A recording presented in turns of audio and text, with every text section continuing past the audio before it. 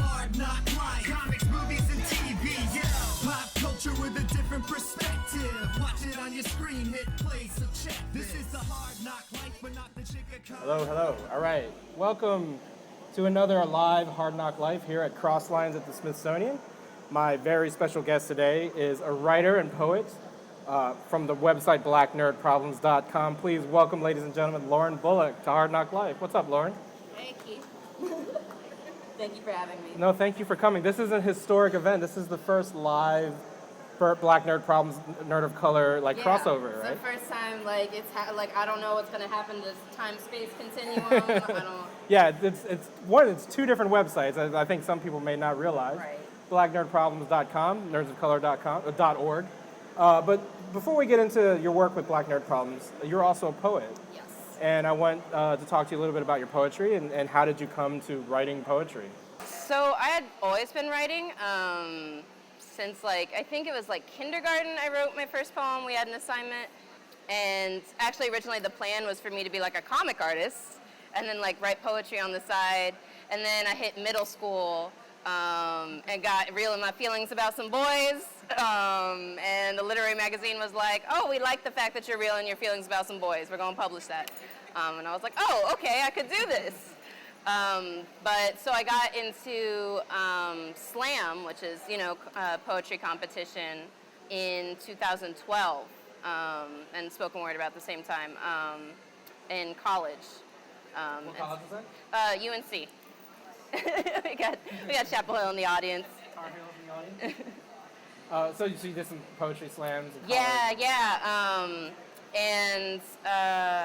That really influenced my writing. I went from kind of this airy, this is just my feelings to right. Oh, I'm part of broader communities, and how do I bring attention to certain forms of social injustice, right.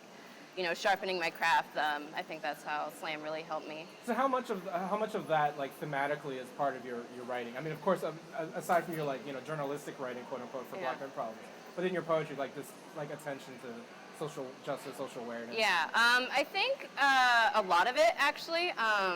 I think there were ways in which, as a mixed person, and for clarification, Black, white, and Vietnamese, right? That's kind of an unusual combination. You don't see a lot of us.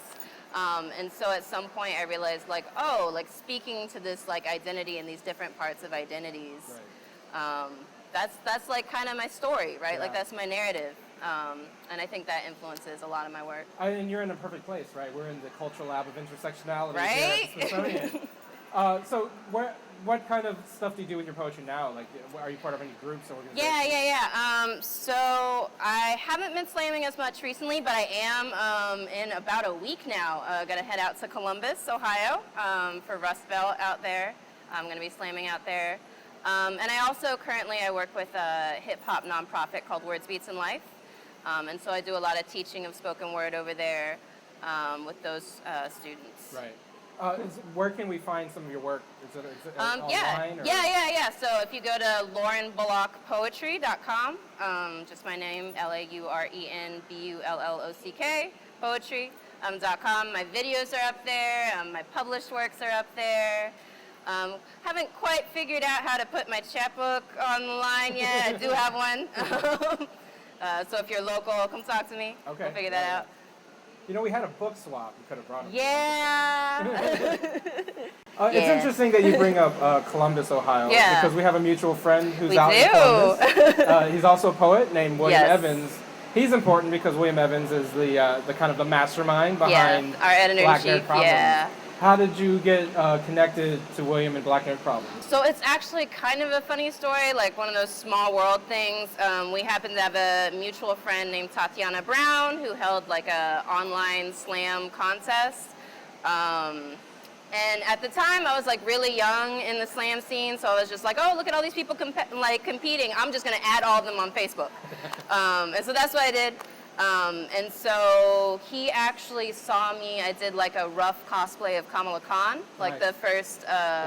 Ms. Marvel. Yeah, Ms. Marvel, like the first comic cover. You know, when people were like doing the Right, that with the mouth iconic, and- yeah. So I did my own version of that because I haven't cosplayed recently, but I used to a lot.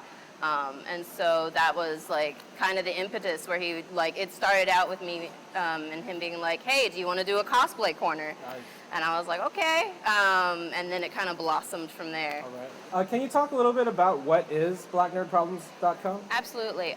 So we're a media website that we examine all kinds of nerd pedigree.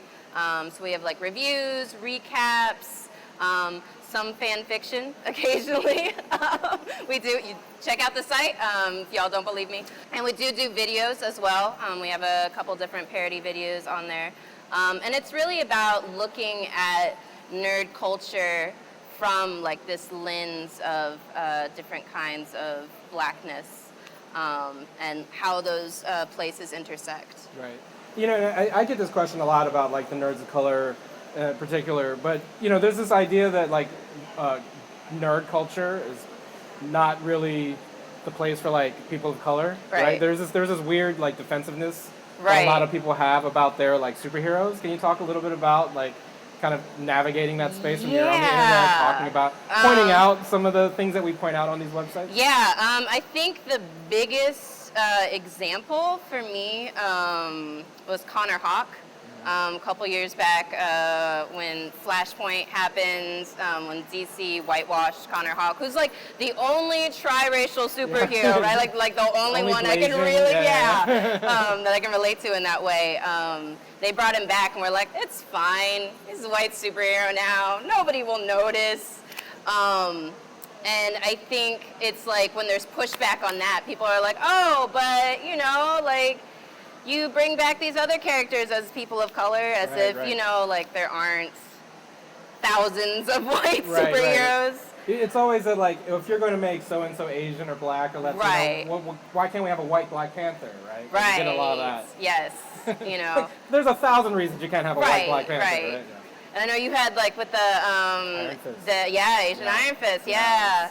The internet can be the wild, wild west when it comes to, like, having an opinion that's different from like mainstream comic sites. And even I guess on that note, not necessarily from like a racial perspective, but from like a gender perspective. I had an article that came out a month or so ago about The Killing Joke.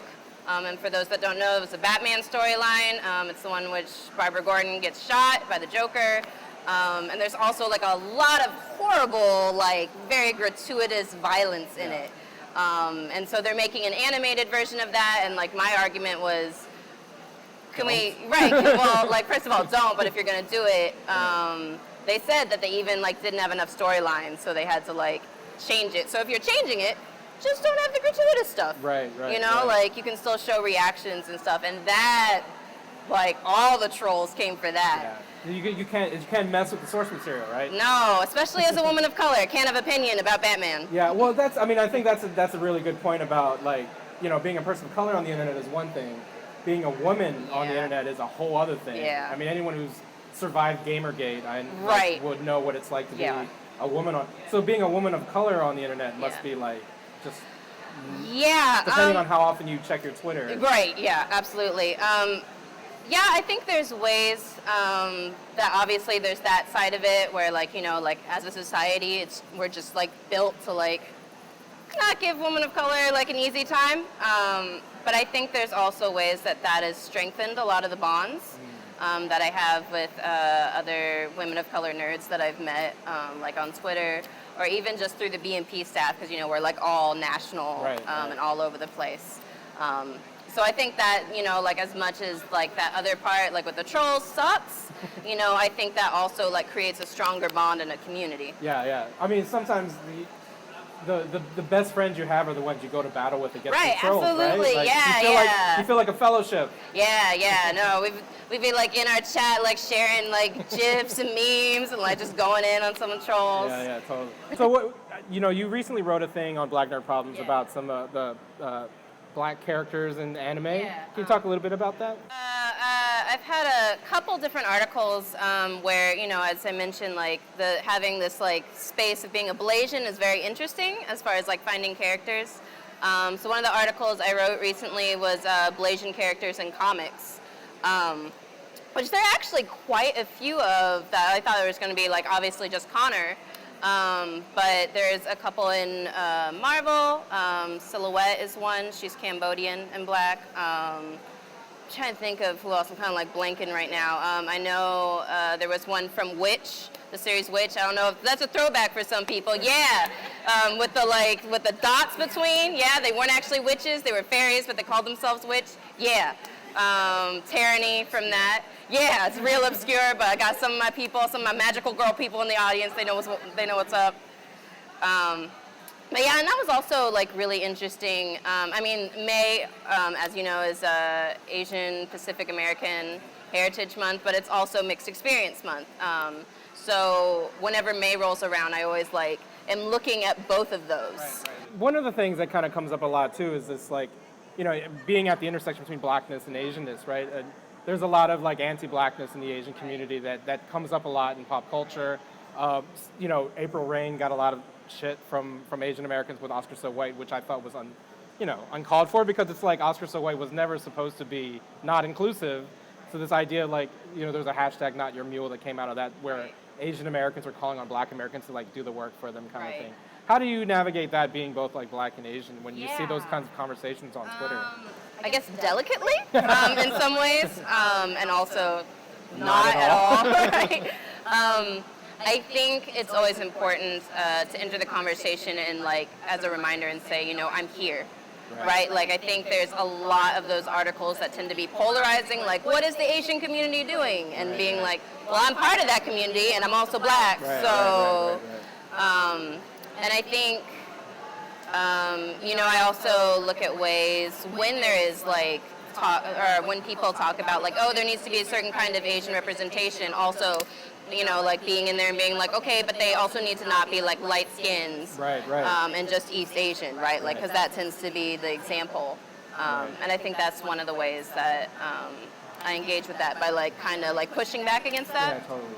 Yeah, I mean, because like there was a hashtag, we talked a little bit about this with LNO yesterday, with the white washed out hashtag. Right, yeah. It's even though it's like, started by Asian Americans, it's also supposed to be inclusive and not, because being whitewashed, as you mentioned with Connor Hawk, is not the sole dominion of Asian Americans. Right. Like every ethnicity, nationality gets whitewashed in Hollywood. So it's a conversation that we all need to have. Yeah. Yeah, I think there's definitely a lot of ways in which like characters of different backgrounds have to, or you see that happen. Is there, what cartoons, comics are you kind of following right now? So right now, my favorite comic that I'm kind of following is Moon Girl and Devil Dinosaur. Marvel. Yeah, somebody in the audience knows what's up. Pet dinosaurs, Black Girl Magic, which is like, that's hard, that's hard to mess up. It's a solid comic. I'm also a huge Steven Universe fan. Steven Universe. Steven Universe? Oh, we don't have any today. That's all right. When people hear it, they'll... There's a lot of us. Another, actually, speaking of kind of the whitewashed, I wrote an article a little while back about Pearl from Steven Universe, and ways that, like, because she has, like, the Obi sash, and she has, like, cherry blossom motif, and the way that Rebecca Sugar has, like, characterized her, like, there's a lot of, like, Asianness there. Like, there's a lot of Asian coding. And that's another, like, with the whitewashed out, I got a lot of, like, pushback where people were like, no, she just has to be white because she's a pearl. Well, it goes back to a lot of, like, this idea that, and we talked about this the other day, like, whiteness is the default. Right. Absolutely, yeah. Even though, like, amethyst is purple, so I don't know what that would be. Well, it's one of the things I got with, like, Tilda Swinton as the Ancient One is like, well, she's playing an alien. Like, why does that mean she's white? Like, why do aliens have to be white? Right. Like, what's the last white alien you've ever seen? Like, honestly, Yeah. I mean, true. Superman. I guess. Yeah. But Star Wars. Yeah, everybody in Star Wars. Pretty much. Yeah, that's true. Oh, damn it, aliens are white. No. No. Well, but the thing about that is, and one of the things we talked about is like, if you draw a stick figure, right, like, most people assume that stick figure is white. Right, or like The Simpsons is another example, right, exactly. Like when people have that idea that like anime characters are white. Yeah. Right, when you're like, no, they're Asian, they're Japanese, like it's not. But they have big eyes and yellow hair. Right, but The Simpsons are yellow. Do you know somebody like that? Yeah, exactly. Oh, and then it's always found it funny in like The Simpsons, like the Asian Simpsons. Right. Were always like paler than the Simpsons. Yeah. Like, what was that about? Yeah. Somebody didn't think that through. I guess not. Why do you think spaces like BNPNOC, why do you think these spaces are so important for fans like us and the people in the audience? Absolutely. I think it's really easy, especially in like these white-dominated nerd spaces, to feel isolated. I know, especially like for instance, when I started cosplaying, I got like, and like every cosplayer of color kind of gets this pushback where it's like, why don't you cosplay somebody who's your own color, right? And if you don't have anybody to like go to and be like, yo, somebody said that, like if nobody's there to tell you that's whack, you listen to that. Right. And I think, also similarly, like we talked about the trolls, right? I think it's just really good to like have somebody who understands what you're going through. Yeah. Right? Instead of just, like just being isolated. Well, and it's funny too because like, I mean, until recently, nerd culture itself was like a marginalized culture. Right. And to be a nerd of color was like to be marginalized within Right. a marginalized group. But it's funny how like within that nerd space, like you do see a lot of like bullying and you see a lot of like, it's like these were the kids who were bullied and now they've become the bullies. Yeah, like, how do you explain definitely. that? I mean, I really think it's a matter of like insecurity, right? If you like, that's what privilege does. If people just like hand you like this, idea about how the world is, and that's not really how the world is, and you discover that, you act like a child, you throw a tantrum, like that's what it comes Or you down run to. for president. True. Or you run for president. Right. So I had mentioned kind of magical girls earlier. So people who are fans of magical girls, tomorrow there's going to be like a huge announcement on BNP for a contest around magical girls. So everybody be on the lookout for that. Okay. And how do we find Black Nerd Problems on the website? So you can find us on whatever your favorite social media is. The spelling though is a little bit different if you're on Twitter. On Twitter it's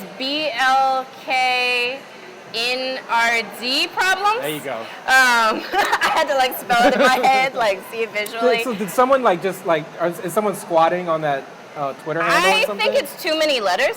Oh. Yeah, I think the like handle is actually like. Oh, I didn't know. Can you have too many letters on a Twitter? Yeah, you can have too many. Yeah. I didn't know that. So I think that's what that is, because Instagram doesn't have that problem. Right. So that's why, So you're Black Nerd Problems on Instagram. Yes. Also on Tumblr. I don't know if we got a Snapchat. We might, knowing our people. Probably a Black Nerd Problems Snapchat. Do you guys have a podcast? Yes. Some of you guys. Yeah. I think it's also under Black Nerd Problems if you look us up on podcasts. But yeah, definitely be on the lookout for that contest. Like I kind of mentioned earlier, I'm a huge Magical Girl fan. And me and my homie Carrie Clips McLean on the staff are like in charge of that. She's also huge. So, I mean, can you give a little bit of details of what the contest is about? Yeah. I'm going to. Yeah. Why not? Yeah, so it's a design contest for, I think the first is like a t-shirt. And so we're looking for like this idea, and it's going to be for women of color artists, right? Sorry, some spaces.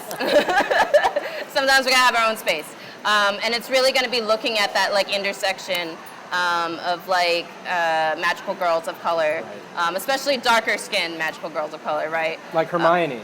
Yes, yeah, right? Yes, yeah, I heard some cheers over there. Like Princess Love Pawn is another favorite. Have you seen the trailer for the new Voltron series? I have not. So Princess Allura, who was a blonde girl. Oh yeah, I did hear about that. Yeah. Trying to think of Agents of the Realm is another awesome magical girl of color. Got Black magical girl. So that's gonna be like all the details will be out tomorrow. Super hype about that. So look it up on blacknerdproblems.com. Yes, yeah. And then so where can we find you specifically on the internet? You gave us your website. Where else are you? Yeah. So I also have a Facebook fan page. Please like me. I like you. So that's, just my name, Lauren Bullock. And also I'm on Twitter at @LBullockPoetry. Pretty consistent. Yeah. Those are my handles. All right. Well, thank you so much for being a part of the Thank you for having CrossLines me here here. at Smithsonian. Hard NOC Life, Black Nerd Problems. First time. Right. In person, live action. Awesome. Thank you guys for listening and watching Hard NOC Life. We'll talk to you next time. If you want to stick around, have some questions, talk with Lauren a little bit. She'll be here for a little bit longer. Yeah, right? You can hang out for a little yeah. bit, right? All right. Yeah. So thank you guys for sticking around and listening to us. Thank you for being here. We totally Thank you so appreciate much. it.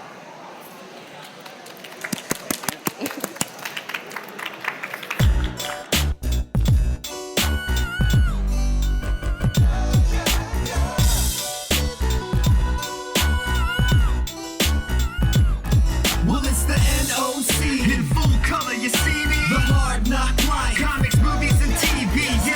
Pop culture with a different perspective. Watch it on your screen, hit play, so check this. This is the Hard NOC Life, but not the chica kind. More like the people in the world seeking perspectives with a different line. The kids who share their interests together with a similar kind. When they said Don Glover for Spider-Man, they didn't mind. The activists, directors, comments, and the lectures. Fanboys, professional artists, and professors. Maybe a nerd who's just like you, talking about the things that you like too. So I invite you to the NOC.